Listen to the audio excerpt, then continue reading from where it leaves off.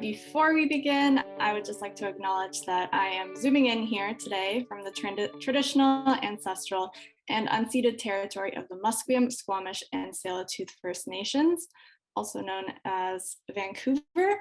And I'm extremely grateful to be here on this beautiful coast doing fisheries research. I'm also excited to speak with you all this Wednesday and share an overview of Canada's oceans and fisheries. Hopefully you learn a thing or two about how we are connected to our aquatic environment and perhaps get inspired to learn more about this space. So to set the scene, we have to understand how vast and diverse Canada's waterways are. The ocean area includes exposure to 3 different oceans and 15 different marine ecoregions, all of which have defined biogeographical characteristics such as temperature, nutrient influx, currents, etc. As well, Canada's inland waterways house the 3rd largest supply of renewable freshwater and some of the world's largest lakes. Around 12,000 fish and non-fish organisms, such as crustaceans, jellyfish, sponges, and marine plants and corals, can be found in our waters.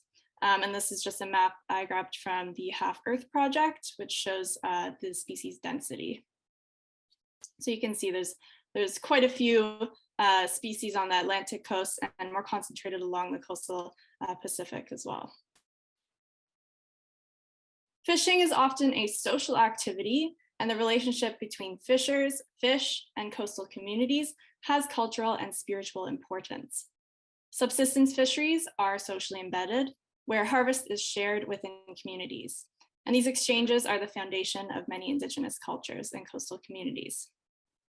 There are more than 650 First Nation communities, in addition to Métis and Inuit in Canada, and the majority rely heavily on ocean and freshwater resources, as well as passing fishing knowledge for generations.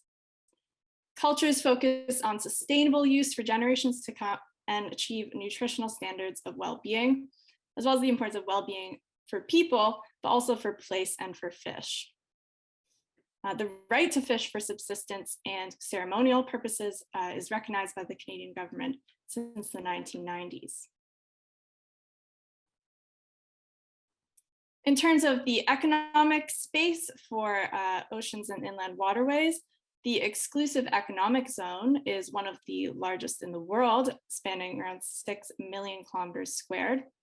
And the EEZ is defined as the 200 nautical mile from the coast, where Canada has special rights regarding the exploration and use of marine resources. This mainly makes up the continental shelf area, and EEZs were enacted globally by the United Nations Convention of the Law of the Sea. In the past few years, around 5 million tons have been extracted from Canada's waters, and this makes Canada standing globally around the 24th fishing nation in the world. Canada is a net exporter of fish value, and the exports mainly go to USA, China, Japan, and Russia, as well as imports mainly from USA, as well as Thailand, China, Peru, and Chile. Around 300,000 Canadians are employed in marine sectors. So in Canada, fisheries have played a fundamental role in shaping our history, culture, and economy for thousands of years. Prior to European colonization, Indigenous peoples sustainably used and managed marine resources along the coastline for centuries. In the 15th century, explorers like John Cabot voyaged to Canada's east coast and returned to Europe with stories of waters so full of fish that they could be caught by dangling a basket in the water. This discovery laid the foundation for many conflicts amongst Spanish, Portuguese, French, and English, fishing for what became known as one of the world's largest and most important fisheries in the world. And this was for the Atlantic cod fishery on the out east. And fisheries are so ingrained in Canada's history that one of the first acts of legislation passed after Confederation was actually the Fisheries Act. Starting in the 50s, industrialized marine fisheries rapidly expanded. This was after the introduction of factory freezer trawlers and new fishing technologies, most of which were adopted from war technologies. And so thus began the war on fish, essentially, and these freezer trawlers were fishing at rates that were never seen before, and that a lot of the populations could not sustain. And so following this expansion was one of massive fisheries collapses. This was seen all across the world and in Canadian waters as well. In the late 1970s, Canada claimed that 200 nautical mile from the coastline as an exclusive economic zone. This was across all of the Pacific, Arctic, and Atlantic Oceans. And so now we are in a time of major fisheries reform, which is reflected by recent changes to the Fisheries Act that commit to rebuilding major depleted fisheries. In terms of who is fishing, there's 4 main user groups that can be categorized by scale and type of fishing activity. And so industrial fisheries are categorized as being large scale and commercial by nature. This makes up the majority of Canada's fishing activities. Following that is small scale and commercial, which is known as artisanal. These fisheries usually occur within coastal regions and use small scale or fixed gear like handline and gill nets. Finally, small scale and non-commercial sectors include the recreational sector and subsistence components, which are around 3% of the total catches in the last 7 decades. Typically, industrial gears like bottom trawling are one of the more environmentally destructive types, as they are non-selective, and they tend to catch species that are either bycaught and then landed or discarded. They also may cause irreversible damage to living habitat formers like corals and sponges. And often lost or abandoned fishing gear can continue to kill species for years as it remains in the ocean. And this is known as ghost fishing. Typically, small scale gear types are more selective based on the size of the net and the soak time, and they often disturb the environment less. As I mentioned with the EEZ zones, but prior to that, there were a lot of different nations fishing in Canadian waters. Mostly this occurred on the East Coast, where at one point there were over 30 countries participating in the cod and groundfish industry. But after that, the foreign fleets were pushed to the high seas or to fish within their own zones. And after there have been some legal joint venture fishing agreements between Canada and other nations to allow them to fish in our waters, as well as a small component of illegal fishing. And so just taking a closer look at each coast, starting in the Pacific, we can see a little bit more about what is being caught. So Pacific herring dominated the total catches in the early years in the Pacific and then crashed in the 1960s. This resulted in a commercial closure, after which Pacific hake started with the Russian fleets and has now been grown to be the largest fishery in Pacific Canada by total tonnage extracted.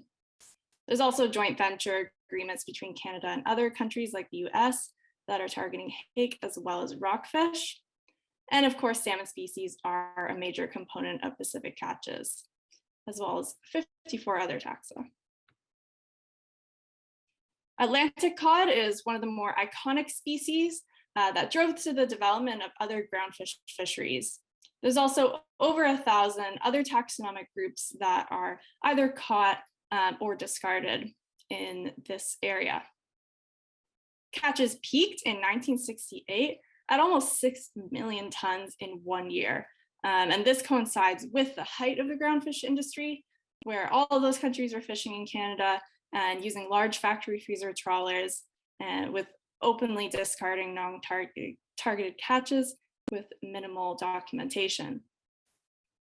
And so after the zone was established, the government had an opportunity to rebuild the groundfish stocks.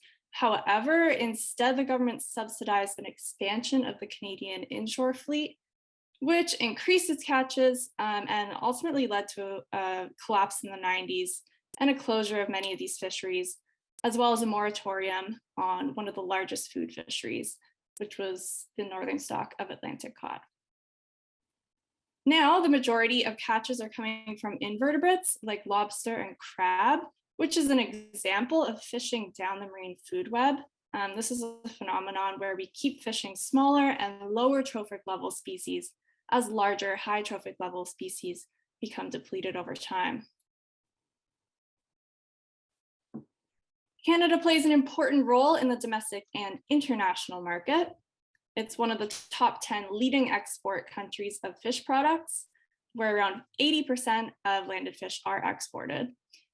These mainly go to USA, China, Japan, and Russia. Mainly are lobster, crab, and salmon. And importing mainly comes from USA as well, as Thailand, China, Peru, and Chile, which species are mainly tuna, some salmon, and shrimp. Canada's seafood export value is driven more by prices than by volume. And there's particularly high prices for lobster and crab. And we're expecting that this is going to increase as time goes on. And so as we've seen, fisheries have been an important resource since before this country even existed. So what is the current status of our fisheries, or rather, how much are left? We can find this out by using stock assessment models, which describe past and current conditions of a fish stock by examining the effects of fishing and other factors. Legally, the Federal Department of Fisheries and Oceans is the governing body responsible for implementing and regulating these commitments to manage fisheries sustainably. As a conservation mechanism, Canada has committed to adopting the precautionary principle, both internationally and nationally, since 2009. This is what the precautionary principle graphic looks like. As you can see, there's 3 zones that a stock can fall into based off of the biomass of the population, or the weight of the population in the water. In the healthy zone, there is enough fish to harvest at a set sustainable yield. And then there's limit and upper and lower limit reference points, which are needed to signal if a stock is becoming overfished and harvest rates need to be reduced or halted. However, there's many fisheries that lack these reference points, and so it may be uncertain as to what zone they're in. The updated Fisheries Act in 2019 now requires management to define these limits, and if a stock falls into the critical zone, a rebuilding plan must be put into place. So as part of my master's thesis research, I conducted stock assessments using reconstructed catch time series to model the population biomass over time for around 100 of Canada's marine populations. And the results indicated an overall decline in biomass across Pacific and Atlantic, and an increase in the Arctic. The decline was most pronounced in the Atlantic, which has experienced around an 80% decline in fishable biomass since 1950. There were signs that this decline stabilized since the mid-90s, which aligns with the time of fishery closures due to the collapsed groundfish industry. However, several groundfish stocks have failed to recover after almost 30 years since the moratoria were initially implemented. And shellfish abundance, which is currently supporting the majority of the commercial fishing sector, could be facing declines in recent years as Canada fishes down the marine food web. This study suggests that the majority of Canadian stocks are in an overfished state and need rebuilding. Overall, around 30% of Canadian fisheries may be considered at healthy levels. And so, as we've seen in this presentation, one of the main issues that Canada's fisheries face are that wild capture fisheries have reached or exceeded sustainable limits.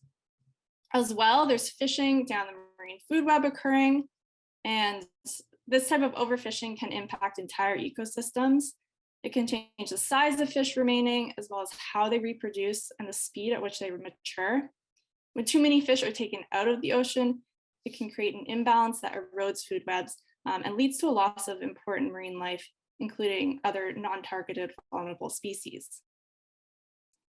Climate change effects are amplifying and include warming waters, ocean acidification, extreme events, rising sea level, and diminishing sea ice.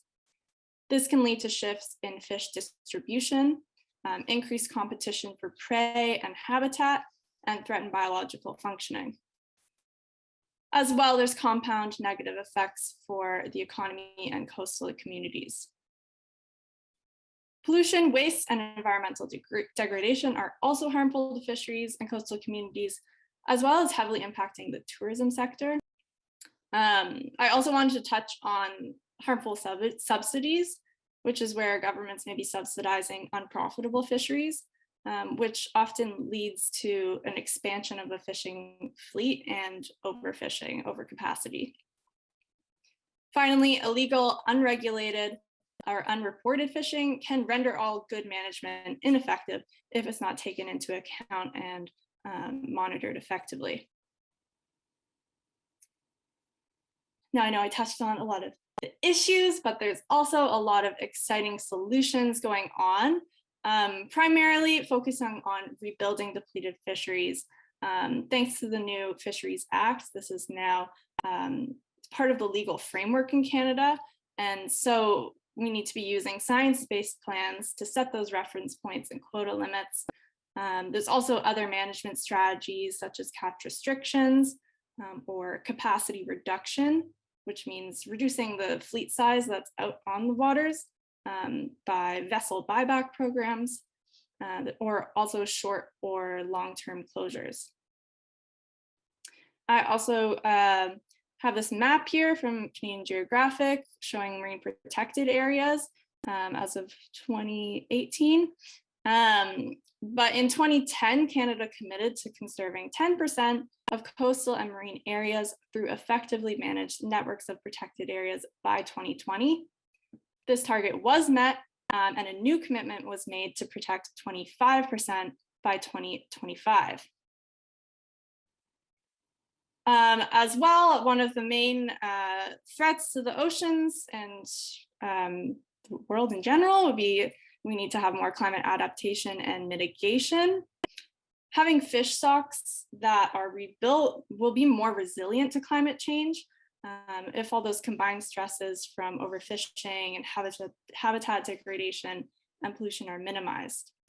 And so improving fisheries management, lowering emissions, investing in sustainable aquaculture, and protecting key habitats could restore the productivity of the ocean and ensure some food security and jobs for coastal communities. It's also important to build local and Indigenous knowledge into management frameworks, as these cultures focus on sustainable use for generations to come and ensure community nutrition and well-being of people, place, and fish. But for Indigenous management and co-management to be successful, Indigenous participation in fishery management decisions need to be supported and strengthened. You might be familiar with eco-labels. There's an increasing number of eco-labels and certification guides that support sustainable seafood choices. However, these systems are not perfect, but they are a step in the right direction if used correctly. And so I know I touched on quite a lot in this presentation today, and I'm happy to try my best to expand on any of the things that were brought up over email or in this presentation right now. Thank you so much for listening.